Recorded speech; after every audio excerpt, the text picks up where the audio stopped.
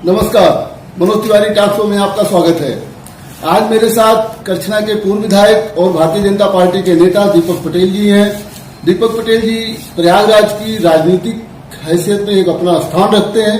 आइए हम दीपक पटेल जी से ढेर सारी बात करते हैं। पटेल जी, आपका मेरे टॉक शो में बहुत बहुत स्वागत है। धन्यवाद आपका। सबसे निरंतर चलती तो थैंक यू सर, हमारी बहुत बहुत शुभकामनाएं। बहुत बहुत धन्यवाद सर। सबसे पहले तो हम ये जानना चाहते हैं कि अभी आप कुछ दिन पहले बहुजन समाज पार्टी की भी राजनीति करते थे, उसके पहले आप बीजेपी में थे, आज आप बीजेपी की राजनीति कर रहे हैं।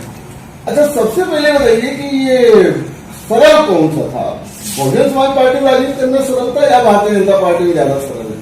देखिए, पुरानी पृष्ठभूमि भारतीय जनता पार्टी की रही है जी। सरल तो नहीं कहा जा सकता, आपका प्रश्न बहुत ही कठिन है जी।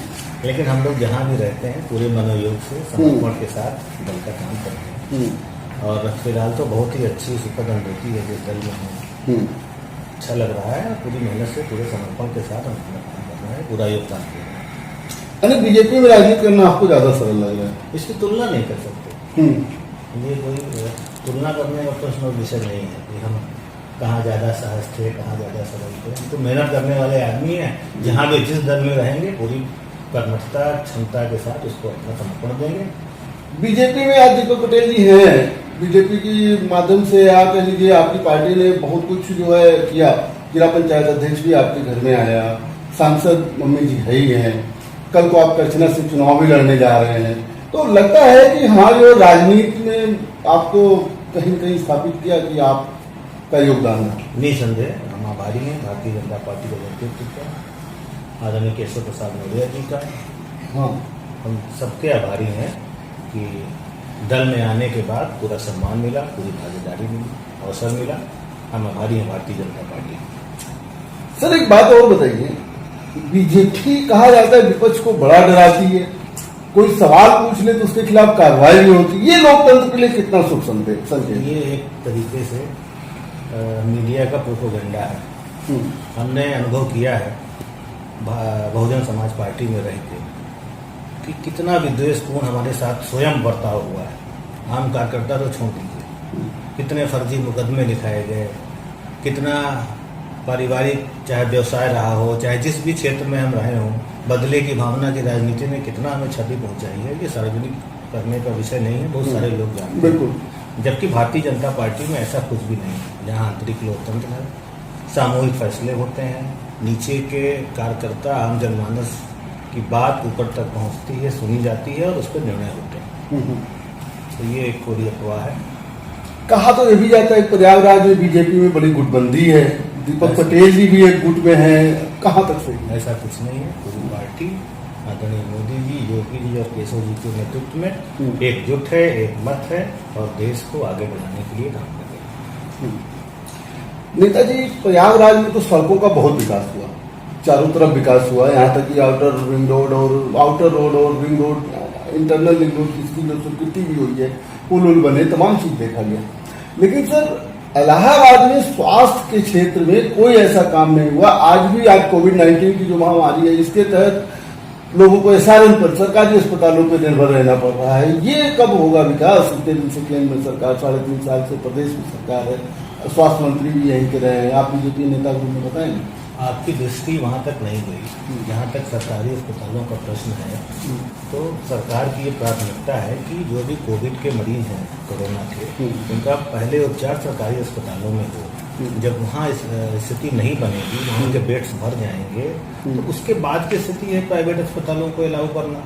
और जहाँ स्वास्थ्य सेवाओं की बात है तो बहुत बड़ा काम हुआ है स्वास्थ्य सेवाओं को लेकर। सारे अस्पतालों का अपग्रेडेशन हुआ है। कई ग्रामीण क्षेत्रों में बड़ा अभाव था, सिर्फ कागज पे चल रहा था। पहले वायदा था कि एम्स खुलेगा, इलाहाबाद में तो एम्स खुला ही नहीं, आप तक होना चाहिए नहीं होना चाहिए? देखिए, एम्स खोलना बहुत कठिन काम नहीं सरकार ने। एम्स के लायक योग्य डॉक्टर होना ये महत्वपूर्ण विषय है। हमारे देश में आज़ादी के बाद मेडिकल कॉलेज नहीं थे। आज सरकार का ये एजेंडा था, हमारे संकल्प पत्र में था कि हर जिले में हम एक मेडिकल कॉलेज की स्थापना करेंगे और सरकार उस एजेंडे पे काम कर रही है। एम्स आप खोल के क्या करेंगे जब आपके पास डॉक्टर्स नहीं होंगे?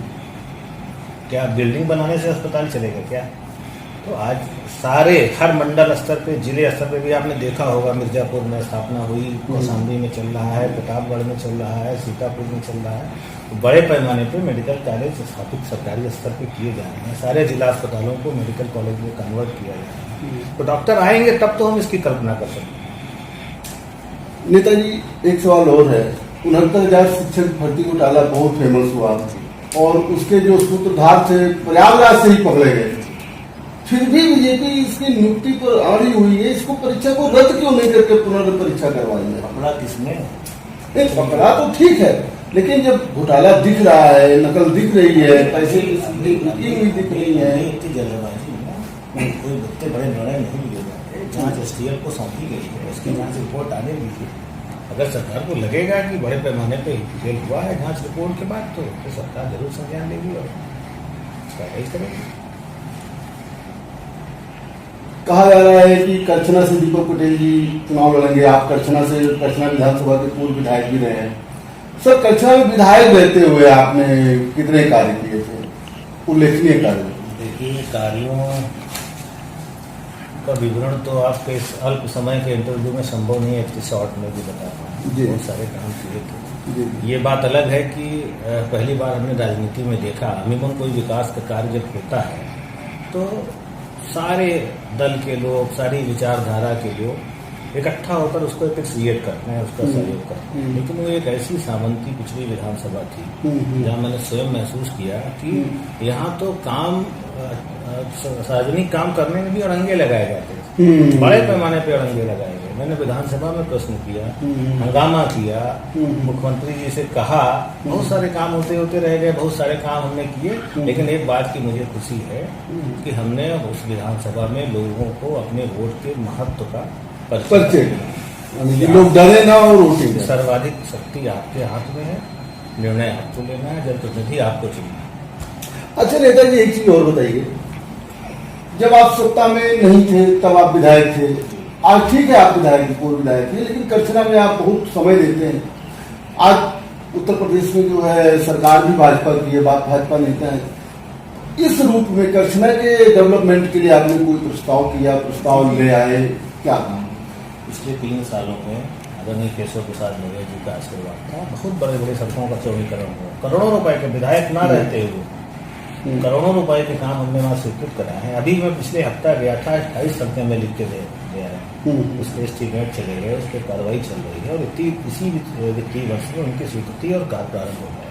हाँ, मेरा यही पूछना था कि करछना में ज्यादा सक्रिय रहते हैं, सभी लोग नेचुरल मान रहे हैं कि बात दीपक पटेल जी 2022 में इस नाते वहाँ सक्रिय नहीं हूँ, राजनीति मुझे चुनाव ही लड़ना है। चुनाव लड़ने का निर्णय पार्टी लेगी। जी, अभी आप करछना विधानसभा में क्या समस्या लेगी?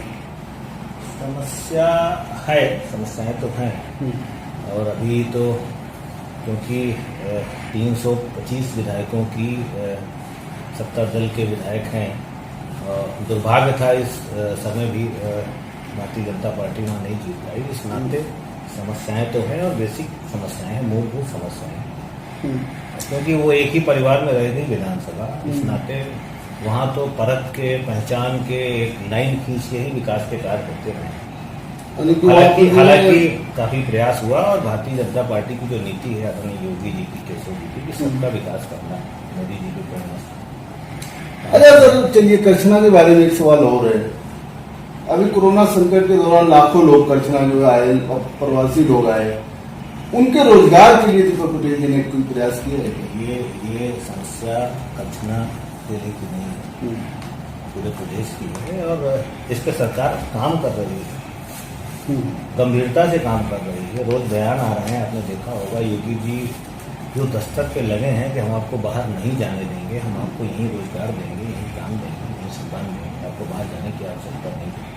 तो ये सिर्फ करछना मात्र की समस्या नहीं है, प्रदेश की समस्या। सर, एक चीज और बताइए। कोरोना संकट लगातार देश में बढ़ता जा रहा है, सरकार इसको रोक नहीं पा रही है। इसको लेकर के आप एक नेता होने के रूप में, एक समाजसेवी होने के रूप में कितना चिंतित है?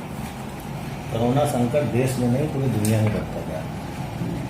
अमेरिका जैसा समृद्धशाली देश, जिसके बारे में सर्वविदित है, लाखों लोगों की मृत्यु इस स्थिति। हाँ, 1,29,000 क्योंकि दुनिया में बड़ी संख्या में लोग मारे गए इस महामारी के कारण। बिल्कुल। और लेकिन जिस स्तर पर प्रयास, मैं बहुत बहुत तारीफ करूँगा अपने प्रदेश के मुखिया जी की, जो काम उन्होंने इस संकट के दरमियान किए।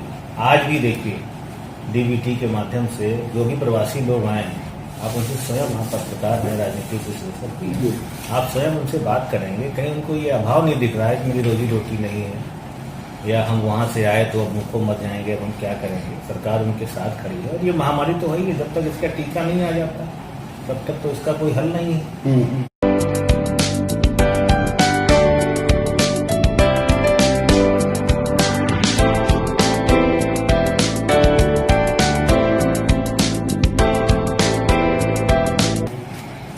अच्छा नेताजी, 2022 में चुनाव होगा। 2022 में जो बाहर से परेशान होकर लोग आए हैं, तो हम लोग पैदल चलते हुए दिखे हैं, वो भारतीय जनता पार्टी वोट करेंगे क्या? देखिए, नाम मात्र की संख्या है और जितना परेशान हुए हैं उससे कई हजार गुना ज्यादा उनको सरकार ने सहूलियत भी दी। वो एक प्रोपेगेंडा था विपक्ष का। आपने देखा होगा ढेर सारे वीडियोस वायरल हुए, कोई पाकिस्तान का था, कोई बांग्लादेश का था, कोई 3 साल पुराना था। तो राजनीति में चलता है, बट कहीं कोई आस की स्थिति में आप जाइए, प्रवासियों से बात करिए। हमको तो नहीं लगता, हम लोग भी फील्ड में ही है लगातार, कोई इसमें है कि सरकार को पूछ रहा हूँ, ऐसा कुछ नहीं है। उसके बाद की स्थितियाँ बहुत ही उनके लिए अच्छी सुखद हैं और सरकार उनके साथ करेगी। नेताजी, करछना विधानसभा के फिर एक क्वेश्चन है मेरा। करछना विधानसभा के जो वर्तमान विधायक हैं, उनका कहना है कि उन्होंने बहुत से काम करवाए, सत्ता में नहीं थे तो, सत्ता में लोग विधायक नहीं थे तब भी सरस्वती हाईटेक तो, पुल तो, और तमाम चीजें उन्होंने बताई। आप उनके कार्यों से कितना संतुष्ट? वो विधानसभा से पहली बार विधायक नहीं रहे। वो करछना विधानसभा से 40 साल 38 वर्ष, उनके पिता ने 7 बार, उसके बाद वो। और उनको तो ये प्रश्न ही नहीं आना चाहिए कि हमने करवाए। उनको तो ये कहना, और कई महत्वपूर्ण पदों पे रहे उनके पिता। सिंचाई मंत्री थे, लीडर अपोजिशन थे, और नेताजी के खासम खास थे, परिवहन मंत्री थे। तो उन्हें तो ये प्रश्न रखना ही नहीं चाहिए था। उनको तो ये कहना चाहिए था कि 40 साल से हमारा परिवार इस विधानसभा का नेतृत्व किया है, तो ये विधानसभा विकास के मामले में संपूर्ण है, परिपूर्ण है। अभी वो सरस्वती हाईटेक की आप बात कर रहे हैं, ये बहुत ही गैर जिम्मेदाराना काम था पिछली समाजवादी पार्टी की सरकार का। औद्योगिक दृष्टि से एक्विजिशन हुआ था, उस भूमि का अधिग्रहण हुआ था, और उसमें आपने घर मकान प्लॉटिंग कर रही है सरकार। किसान को दिया 20 रुपये बीघा, और ये कहा गया कि इसमें उद्योग लगेंगे, आपके परिवार को नौकरी लगेगी। और अब पूर्ण व्यवसाय पे उतर आई उस समाजवादी पार्टी की सरकार। अब उसको कन्वर्ट कर दिया कि हम मकान बना रहे हैं जब प्लॉटिंग कर रहे हैं, मतलब रेजिडेंशियल विकास कर रहे हैं। सर ये बताइए, तो बीजेपी की सरकार है, वो तो उनके कानून, उनके नियम को तो पलट सकती है। आप सरकारी हजारों करोड़ रुपया जिस योजना में खर्च हो गया, अब उसको बीच में रोकना, जिन लोगों ने प्लॉट वहाँ खरीदा, तो वो भी तो इंसान थे, अपना पैसा दिया, गाड़ी कमाई का, उन्होंने पैसा जमा किया। अब सरकार उनको क्या करेगी? अच्छा चलिए, आपने सामूहिक इंटरेस्ट इन्वॉल्व कर दिया, सरकार की भी मजबूरियां होती हैं। हजारों लोगों को वहाँ जमीन प्लॉट बसाती है, सरकार का काम प्लॉटिंग करना है, किसानों की जमीन लेके। आप जो जमीन उद्योगों की स्थापना के लिए अधिग्रहित की गई थी, वहाँ उद्योग स्थापित होने से रोजगार मिलेगा। सर, आप तो विधायक रहे, विधानसभा में बहुत सक्रिय भी रहते थे। आज आप बताइए, राजनीति का ट्रेंड किस तरीके से बदल रहा है? राजनीति का ट्रेंड बहुत बदला है। ये एक सुखद संकेत है देश की राजनीति की। आज लोग अपने मत के प्रति सजग हुए हैं।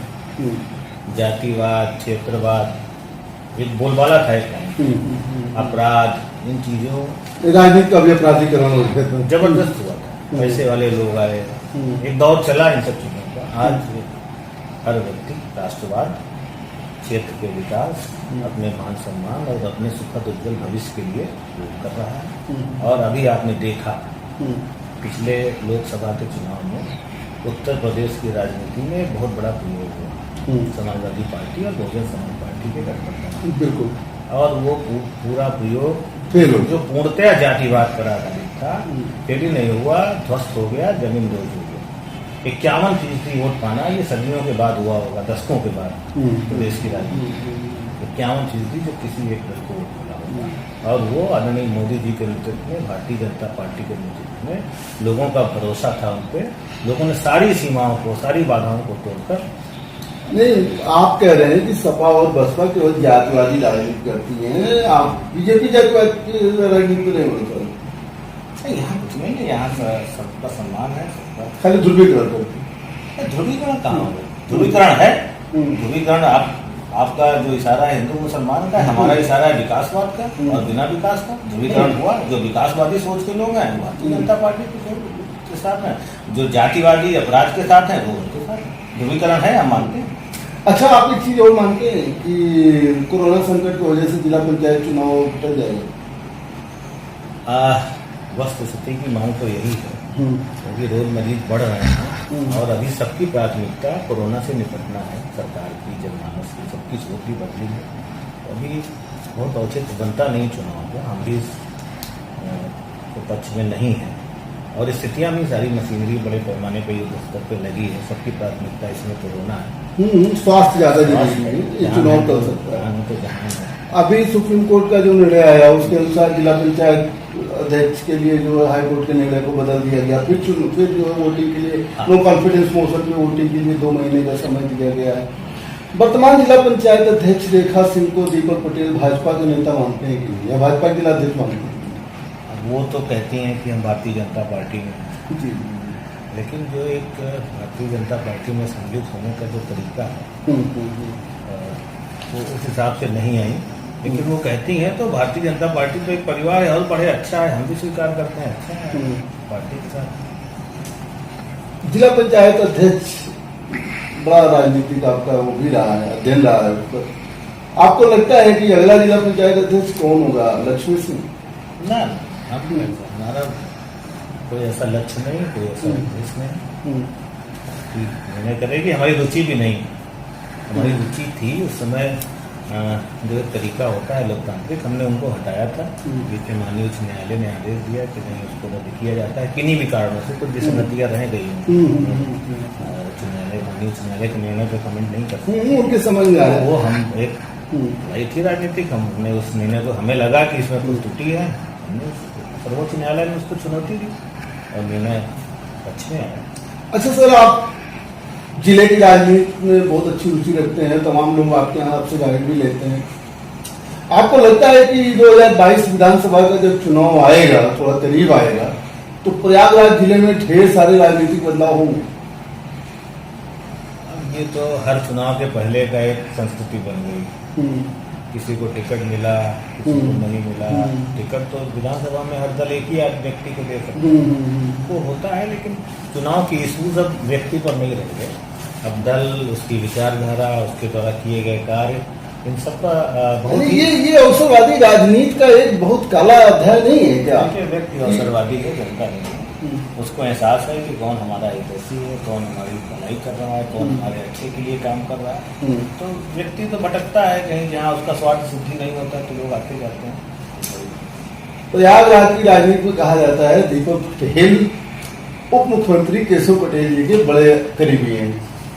दीपक पटेल उप मुख्यमंत्री केशव प्रसाद को मुख्यमंत्री के रूप में देखना चाह रहे हैं। देखिए, ये निर्णय भी हमारे यहाँ आंतरिक लोकतंत्र है, निश्चित तौर से नेता करेंगे, लेकिन इसमें कोई दो राय नहीं कि रनी केशव प्रसाद जी मेरे ही नहीं पूरे प्रदेश के नेता हैं। उनका बड़ा सम्मान है, उनका बड़ा स्नेह रहता है हम पे, और राजनीतिक कारणों से भी, जैसे मैंने अभी आपको एक उदाहरण दिया कि वो लोग निर्माण विभाग के मंत्री हैं, और हमने उनसे तकरीबन 100 बड़ी सड़कें बारह और कमिश्नर की, हमने उनसे निवेदन किया। उन्होंने कहा ये सारी मैं सैंक्शन कर रहा हूँ, निश्चित तौर पर उनका पूरा सम्मान है। अगला सीएम आप देखना चाहेंगे? बताया ना आपको, हमारे यहाँ निर्णय नेतृत्व और विधायक को मिलकर करते हैं। आपको लगता है 2022 में बीजेपी सरकार को कौन सी पार्टी टक्कर देगी? फिलहाल तो कोई नहीं दिख रहा है। अभी कोरोना की महामारी थी, जिस तरीके से भारतीय जनता पार्टी के लोग यही कहेंगे कि जान हथेली पे रख के, जहाँ लोगों में इतना खौफ डर था कि घर से मत निकलो, बाहर मत जाओ, गली गली में सेवा भाव से सारे डर को एक किनारे करके, इग्नोर करके उन्होंने सेवा का काम किया। तो कहीं कोई दिखा नहीं है पुलिस, कहीं नहीं दिखा। आप स्वयं भी इसका आकलन कर सकते हैं जनता जी। तो कहीं कोई टक्कर में नहीं है। सब दलों की स्थिति आप भी जान रहे हैं, आप राजनीतिक की स्थिति कि सिर्फ बयान पे सब सीमित है। और कुछ लोगों की राजनीति तो बयान पर ही टिकी है और वहीं पर खत्म हो जा रही है। खत्म हो जाए यूज करना। अच्छा नेताजी, अब मैं क्लोजिंग करने के पहले आपसे एक सवाल करूंगा। सवाल नहीं, मेरा जो है एक निवेदन है। आप करछना की जनता को लास्ट में क्या संदेश देना चाहेंगे? करछना की जनता का बहुत बहुत आभारी हूँ। उस सामंती विधानसभा में जहाँ हर व्यक्ति से डर और खौफ के नाम पे वोट लिया जाता था, बहुत प्रतिकूल परिस्थितियों में जब प्रयागराज जनपद में महज 3 सीटों पे बहुजन समाज पार्टी जीती थी, तो उसने हमें जिताने का काम किया था। हम उनके बहुत बहुत आभारी हैं और बिना किसी स्वार्थ और लालच के, हमने उनसे पहले भी कहा था चुनाव लड़ने से पहले कि आपकी सेवा का संकल्प लेके हम आपके बीच में आए हैं और आगे भी उन्होंने राजनीति में स्थापित किया है विधायक बन के, आगे भी उनकी सेवा बिना किसी निजी स्वार्थ के हम करते रहेंगे आजीवन। पटेल जी, आप हमारे टॉक शो में भाग लिया, आपको बहुत बहुत धन्यवाद। धन्यवाद। आपने अपने इस टॉक शो में हमें भी अपना भागीदार और हिस्सेदार बनाया और हमारी कामना है कि आपका ये टॉक शो निरंतर आगे बढ़ता रहे। जैसा कि आपने देखा, मेरे साथ जो है भाजपा नेता पूर्व विधायक दीपक पटेल जी थे। दीपक पटेल जी ने कहा कि बीजेपी के कार्यकर्ता, सब पदाधिकारी कोरोना संकट में सबकी मदद करते रहे और आज किसी को किसी तरह की परेशानी नहीं है। आने वाले 2022 के चुनाव में कोई भी दल भारतीय जनता पार्टी का सामना नहीं कर सकती है और केशव प्रसाद जी एक अच्छे नेता हैं जिनका सारा ध्यान विकास पर जो लगा हुआ है। आगे भी हम प्रयागराज के तमाम नेताओं से आपकी मुलाकात करवाते रहेंगे। देखते रहिए।